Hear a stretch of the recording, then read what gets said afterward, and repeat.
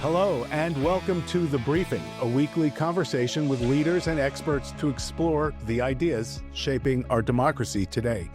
I'm Michael Waldman, president of the Brennan Center for Justice. We all care about public safety. We all care about crime. And for decades, crime has been falling all over the country. Now, in 2020, it spiked rather dramatically during COVID, and a lot of people were worried that progress had been reversed, and a lot of the old patterns of politics around crime seemed to come back.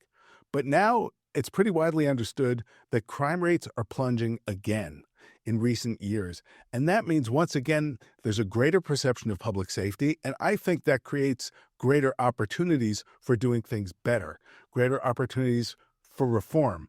And this comes at a moment, as we've discussed on this podcast more broadly, when there is a hunger for something new, for solutions, for reforms that would make a difference in all kinds of areas, for things that work.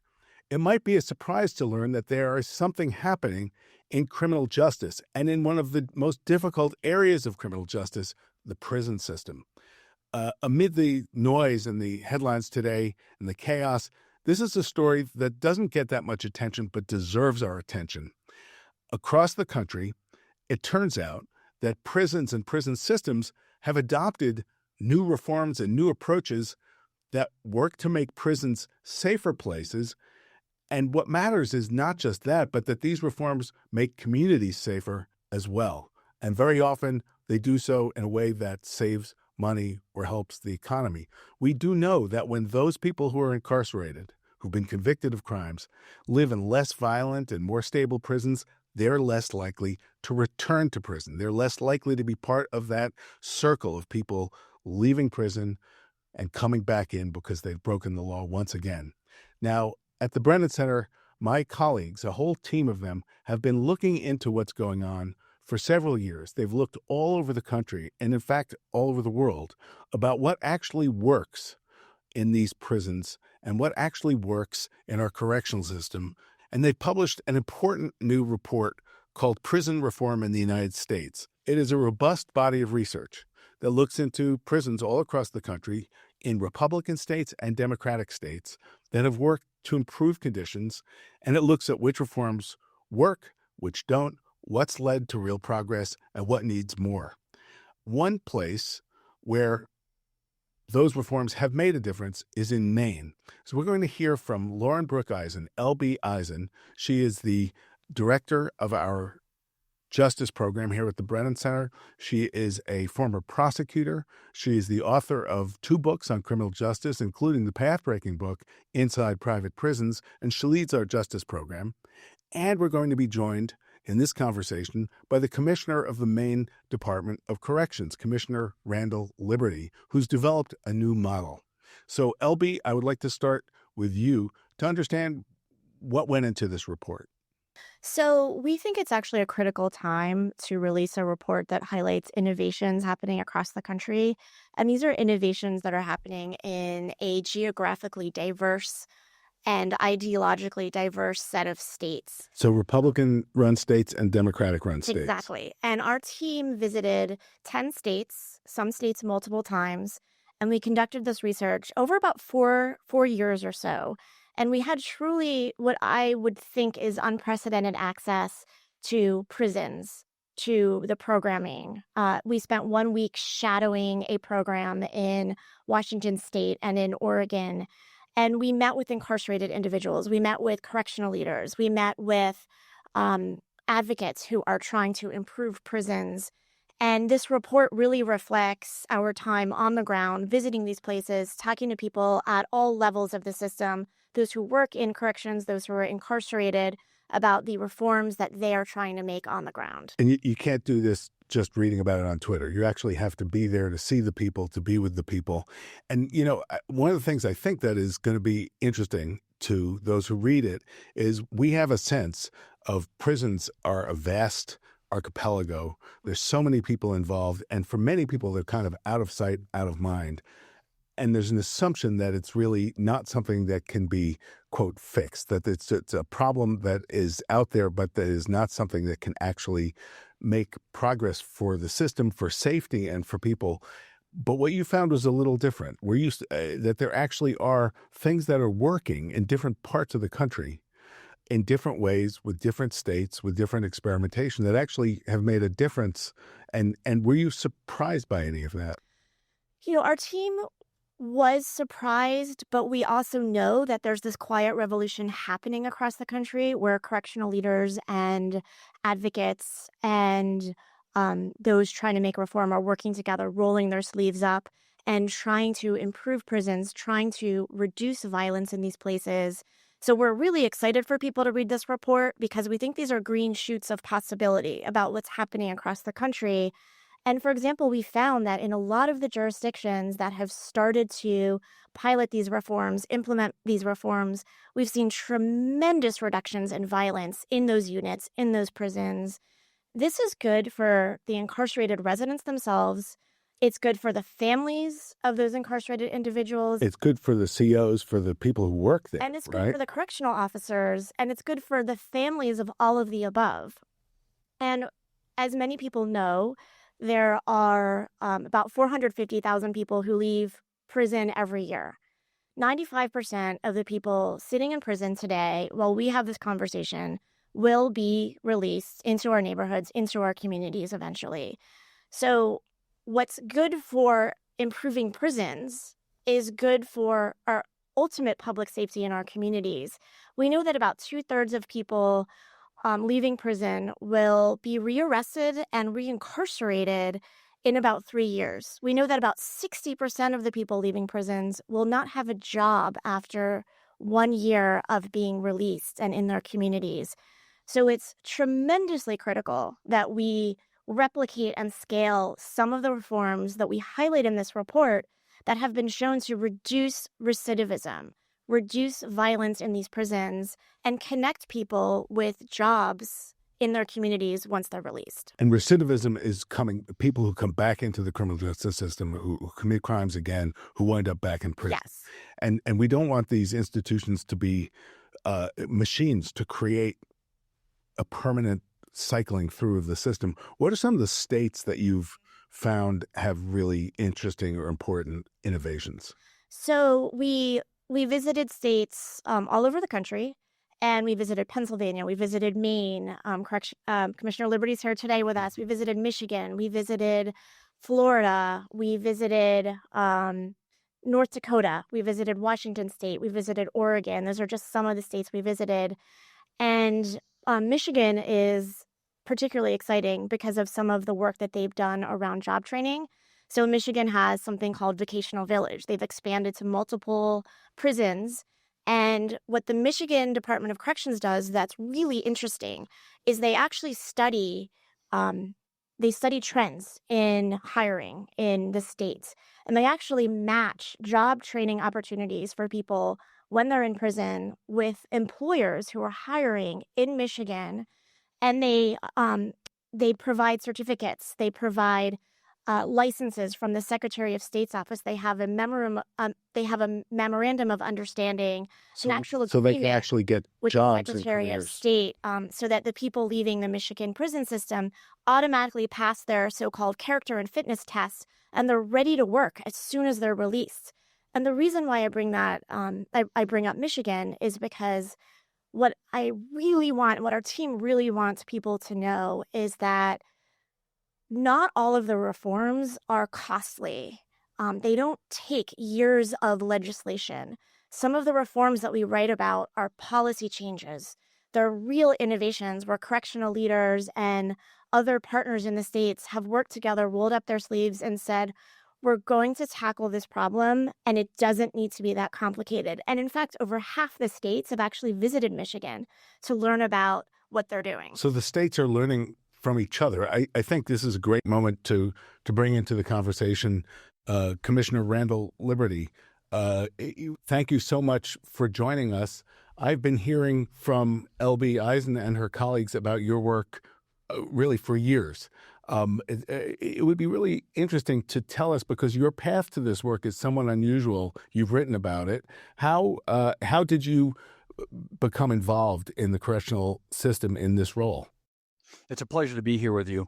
I became involved. My background is one of I was the son of an incarcerated individual here at the Maine State Prison, and the first time I came to the prison was 1971 to visit my father, and then 40 years later I'm the warden. So it's been quite a journey, and it really informed my philosophy. Really, I did many years as a law enforcement officer on the street, and I was elected sheriff of Kennebec County here in Maine.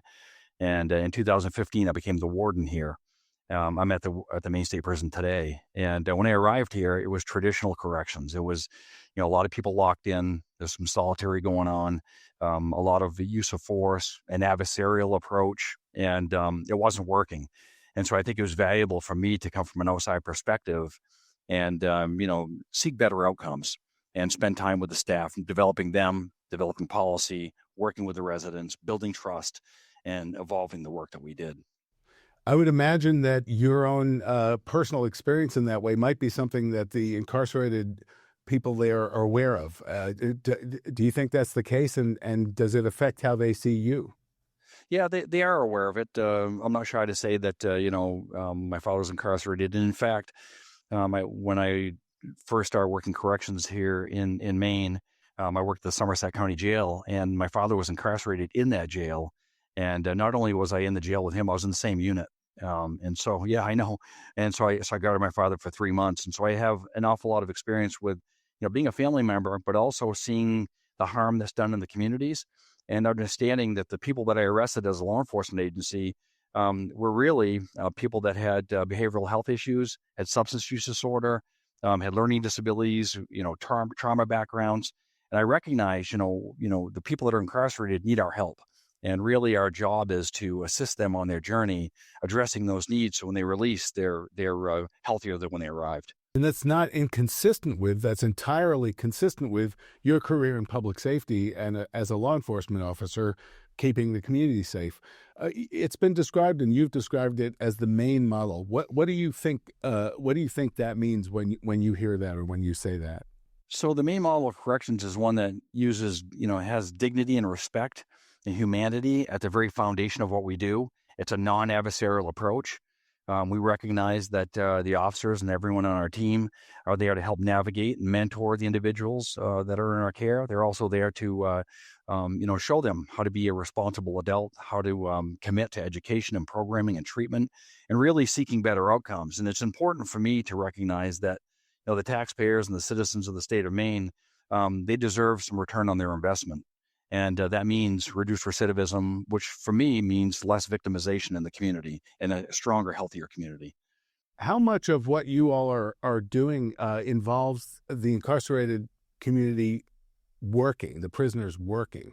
In other words, is it important that they work, that they earn some kind of money, that they're in some way plugged into the kind of economy of the outside world, or is that seen in some ways as off point or abusive or that kind of thing? So we have most of our residents work. They have jobs, some traditional jobs, working in the wood shop and those sorts of things. But the thing that I'm proud of in the last couple of years is we have remote work opportunities. And about 5 years ago, Colby College reached out to me and asked me if one of my graduate students would be able to be an adjunct professor at Colby College. And as many listeners in leadership and corrections will tell you, our jobs are insecure at times. Things go bad, the commissioner can be moved along and the governor takes a different direction. And so many individuals are risk averse. But anyways, I allowed that. And an interesting piece of this story is I was actually one of the arresting officers of this individual 25 years ago. And when I arrived as warden, there were probably 30 people that I had helped place here. So I have a relationship with these individuals from their worst day of their lives to in custody now. And I allowed that. And so when he had done a few semesters successfully, I received a call from Governor Mills on a Saturday night saying, please tell me that he's not teaching at Colby. And I asked my wife to grab my boxes and I was going to pack my office up. But before she did that, I said, let me explain. And that year he had earned $27,000 teaching remotely. And he bought brakes for his mother to get her car inspected so she could go to work. He paid tuition to his nephew so he could go to college. He donated $1,000 to the resident benefit fund here in the facility. He donated $1,000 to the homeless shelter. And she said, great work. This is the pro-social, sort of behavior we're seeking in our residents. And since that time, we've had 45 individuals work remotely. We had an individual that earned his paralegal degree with the University of Maine at Augusta, and he worked for a law firm while he was incarcerated. And upon release, he's still working with that law firm. That's one of the really interesting dimensions of remote work that I had not really thought very much about. I would assume that with all of this, because this is certainly what we see in other places, there are obstacles. There are institutional obstacles. There are political obstacles. There are interest groups, correctional unions and others. What were the kind of obstacles, and how did you find a way to overcome them? And what needs to be overcome going forward? You're absolutely, correct. Prison culture was an obstacle. The officers may not have seen the value in that. When I speak at the legislature, some on the right see it as they ask me, where's the punishment in this? And it can be a challenge. But what I explain to everyone, this is a win for all that are involved.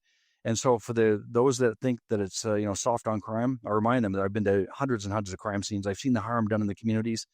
And this is really community focused, because if someone is able to earn a livable wage, and I have some people making $60,000 a year doing this remote work, they are truly able to heal the harm that's happened in the community. When someone does a burglary, they may do $10,000 worth of harm to that individual, and they deserve restitution. If someone's making $300 a month in a traditional corrections job, they send that victim a $20 bill a month. My individuals that are working and have meaningful work can spend $1,000, send $1,000 to that 80-year-old widow who was victimized and can make her whole. They also pay taxes. They pay room and board to me for the privilege of being incarcerated.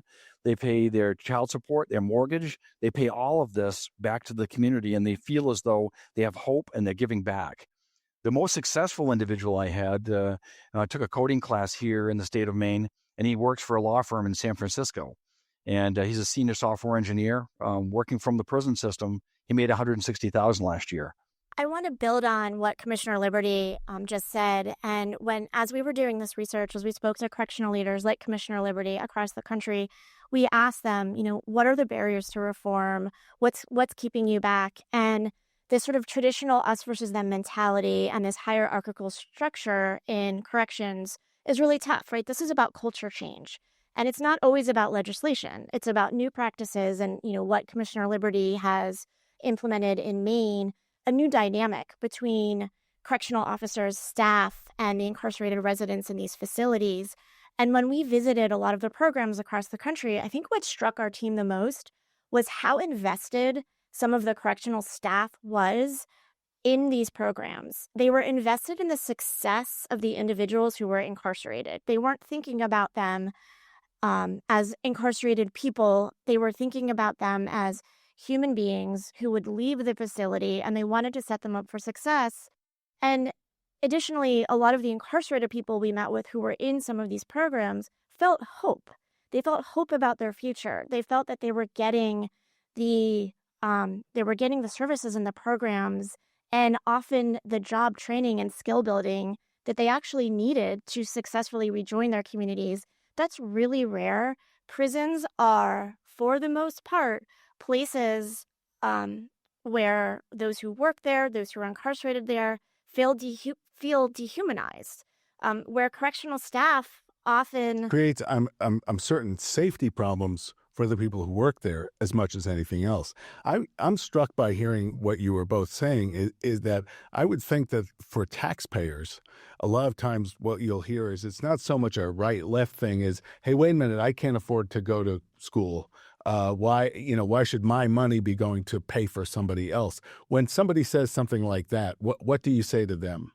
What I say to them is when we talk about return to custody rates, if someone graduates from high set or an associate degree or a bachelor's degree from University of Maine at Augusta, they return to custody at a rate of 0.05%.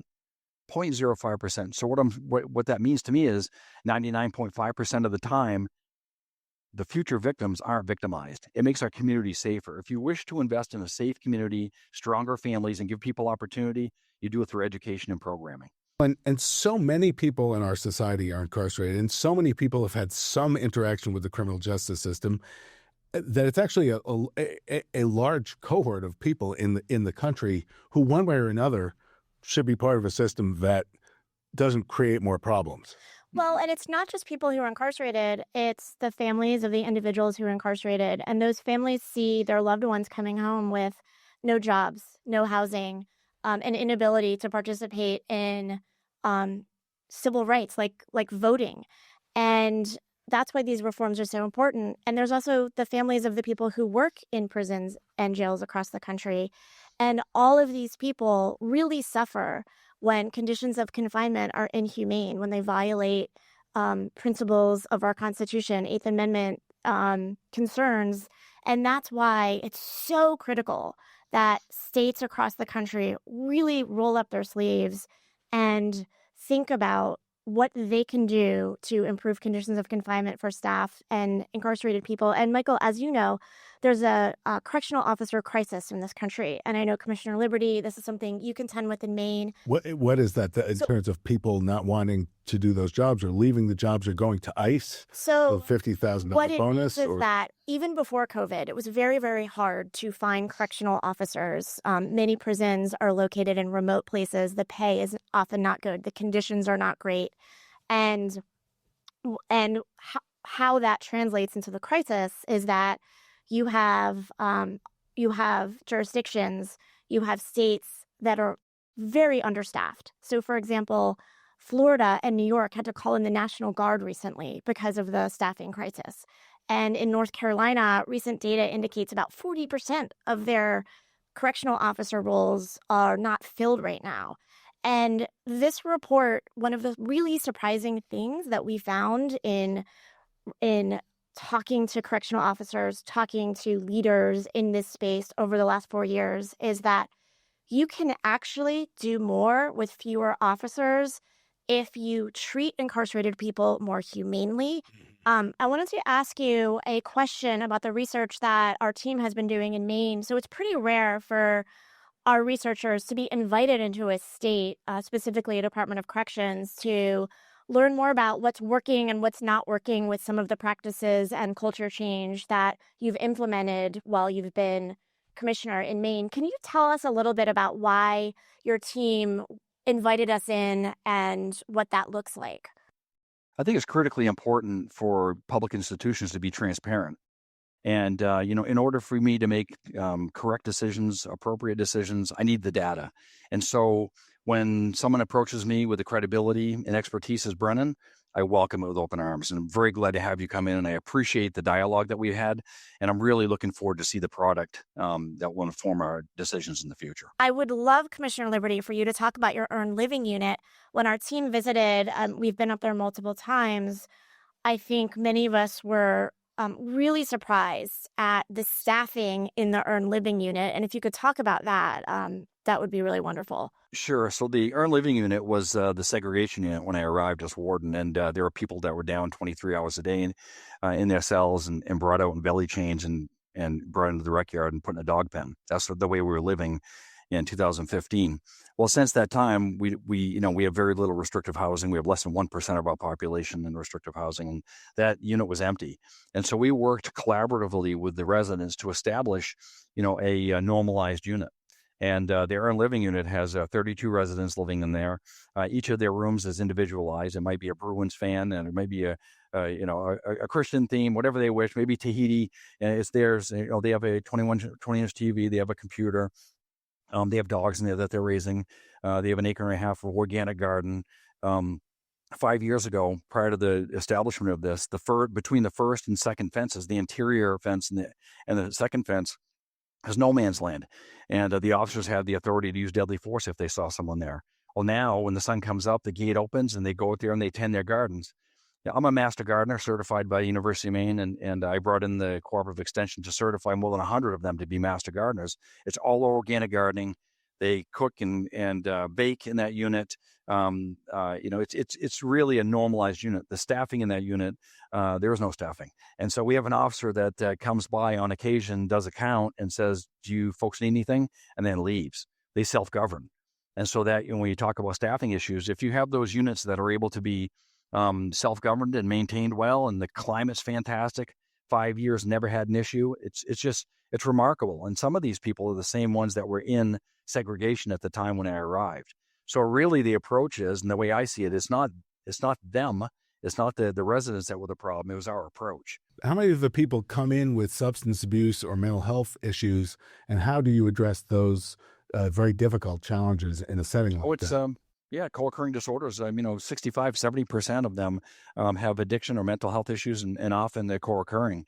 And Maine addresses that by having universal medication for substance use disorder.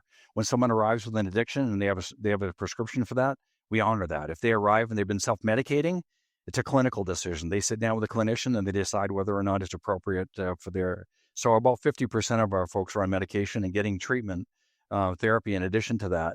And that allows them to stabilize, focus on school, focus on work, and become healthy. What you said about the earned living unit is so important, because there are people who have said, well, you can't make reform.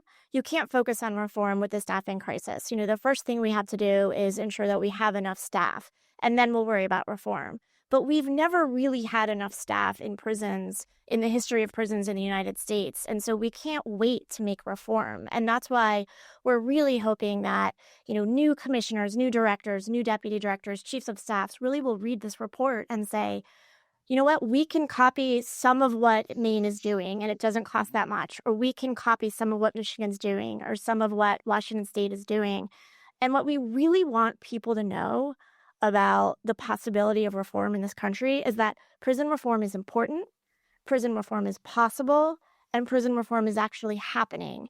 And if we care about violence in our prisons, if we care about public safety in our communities, we can't wait, and we have to increase the momentum around these reforms across the country. I have one last question for both of you, which I know we wrestled with as you and your colleagues did the research. There are all kinds of cultural and economic and political differences across the country. What would you say to somebody who would say, well, this works in Maine or this works in some state up north, but there's so many problems in other parts of the country, and culturally it's just so different that this is not something that could happen in these other places? How do you respond to that? So our report highlights reforms happening in different parts of the country. So we highlight South Carolina, and there's a program in South Carolina that has reduced violence significantly in one of its units. And so what I would say to those people is that reform is possible everywhere. And you can focus on reform, you can focus on public safety inside your prisons and in your communities by focusing on innovation. And you don't need to wait for legislation to pass. And you can do this with dwindling budgets. And people always say, well, why care about our prisons? We have so many problems in the world. And, Justice Brennan is the namesake of our organization, and he cared so deeply about the people who were incarcerated and really thought that focusing on conditions of confinement and focusing on the constitutional rights of those people in our prisons was absolutely necessary to safeguard our justice system. And it's so connected to a healthy democracy and an accountable prison system. So it's the right thing to do, and it's absolutely critical for public safety. And one last question for you, Commissioner. Is there anything that you hope people will take away from this conversation as they think about this in other places? I think that it's important to recognize that reform is possible. It doesn't always cost anything. It's about shifting the culture. It's really important as we simultaneously improve the environment for the residents. We also have to invest in the officers, and for me, that means professional growth training. Let them know that you truly care about them. Find pay increases where you can get those. The evolution of corrections to a more humane and dignified approach benefits not only the residents, but also the staff. When I was here in 2017, we had 87 assaults on staff. 4 years later, we had 7. So 87 assaults on staff reduced to 7 because of a non-adversarial approach, because we treat people like humans, dignified, we care, and we develop both the residents and the staff simultaneously. and everyone wins. We earlier talked about staffing. Mountain View Correctional Facility has no vacancies. Maine Correctional Center has 2 vacancies. This is the way to create a healthy work environment for your staff, and one which is sustainable and one which will stick around and make it a career. If you want to address your staffing issue, create an environment where people want to come to work, and that's the solution for your staffing problem. Well, thank you to you for what you do. Thank you for what you're teaching us. Thank you for being part of this conversation today and going forward. We really are so grateful for the chance to work with you. Thank you, LB Eisen, to you and your team for the extraordinary hard work that went into this publication. I think it's going to make a big difference. Again, this is the publication with the finest of toner to print it out, but you can certainly find it on the Brennan Center's website. We think this is really important on its own terms. We think this is important on bringing humanity and what works to a really extraordinarily important part of our criminal justice system.